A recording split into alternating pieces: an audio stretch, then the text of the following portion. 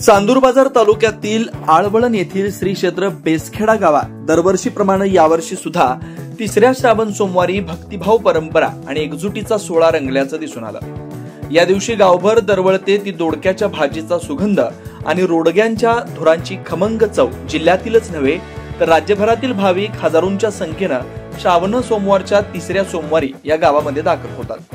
विशेष म्हणजे नोकरदार, व्यापारी, शेतकरी कोणताही असो या दिवशी न चुकता या सोहळ्यास उपस्थित राहतो।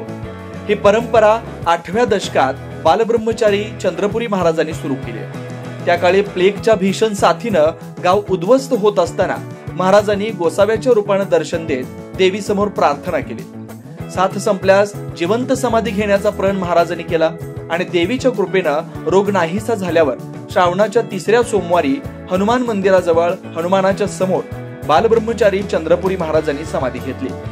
आमच्या गावाच्या परिसरात चंद्रपुरी महाराज हे आमचे दैवत आहे। आमच्या बहिणी किंवा आमच्या घरातले कुणी कुटुंबातलं कुणीही माणूस दिवाळी दसऱ्याला येत नाही, पण या पानग्याच्या कार्यक्रमाला येतात। श्रावण महिन्याच्या तिसऱ्या श्रावण सोमवारी हा कार्यक्रम असतो आणि अशी आख्यायिका आहे की चंद्रपुरी महाराज या गावाच्या परिसरात एका गोसाव्याच्या रूपाने आले होते आणि त्यावेळेस या परिसरात मोठ्या प्रमाणात प्लेगची साथ पसरली होती। त्याच्यामुळे यांनी चंद्रपुरी महाराजांनी देवीला विनंती केली की जर या भागातून प्लेगची साथ जर नाहीशी झाली तर मी हनुमानजीच्या मंदिरासमोर जिवंत समाधी घेईन।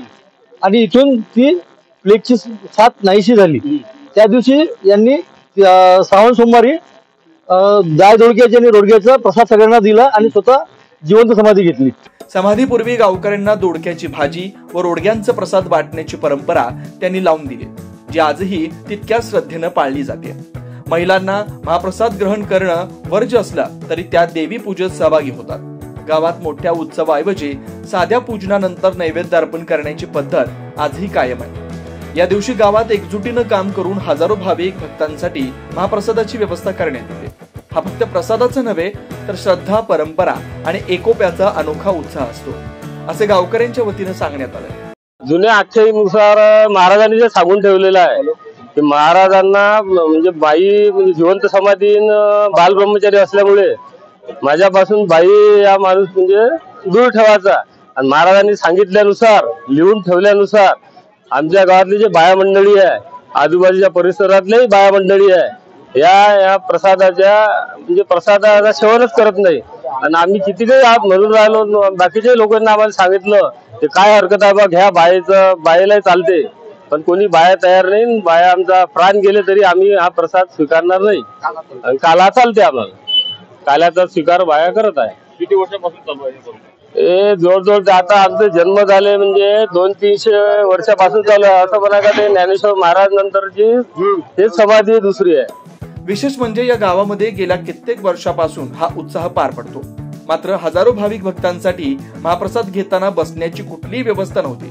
त्यामुळे माजी राज्यमंत्री बच्चू कडू यांच्या पुढाकारानं श्री क्षेत्र बेलखेडा या गावाला तीर्थक्षेत्र ब दर्जा प्राप्त करून दिला व 5 कोटीच्या निधीतून भव्य मंदिर, सभागृह, भक्तनिवास, स्वयंपाकगृह, वाचनालय, व्यायामशाळा, रस्ते व सौंदर्यीकरणाची कामं पूर्ण झाली। त्यामुळे गावकऱ्यांनी सुद्धा माजी राज्यमंत्री बच्चू कडू यांचे आभार मानले। आज संपूर्ण गावातून बालब्रह्मचारी चंद्रपुरी महाराजांची पालखी काढण्यात येते। गावात घराघरासमोर रांगोळ्या काढून या पालखीचं पूजन केलं जातं। या पालखी सोहळ्यात जिल्ह्यातील विविध भागातून दिंड्यांचा सुद्धा मोठ्या प्रमाणात सहभाग असतो। आमच्या गावात बच्चू भाऊ कडू बचपनापासून येत होते, लहानपणापासून त्यानं कार्यक्रम पाहिला। चिखल राहत होता, हे झाला पूर्ण चिखल होता, रात जाय पावसाळ्यात थांबता येते। मग बच्चू भाऊ आले असं त्यानं पाहिलं बा चिखल बसण्याच्या पाहिजे म्हणून, मग तसेच रस्त्यानं आले, पैदल आले, म्हणजे दरवर्षी पदलत जाय बिलगड्यापासून तर बेसकड्यापर्यंत, अशी त्यांना कल्पना आली डोक्यात बा आता काही मोठं काम करावंच लागते बेसकड्यात।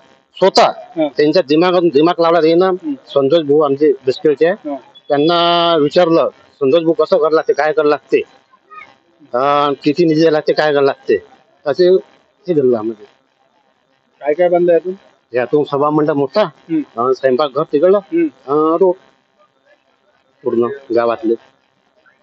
तसंच बच्चूच्या कल्पनातून चंद्रपुरी महाराज संस्थानला दर्जा दिला, त्याच्यानंतर 5 कोटी मोठा निधी दिला, म्हणून कोटी कोटी बच्चू भाऊचे आभार।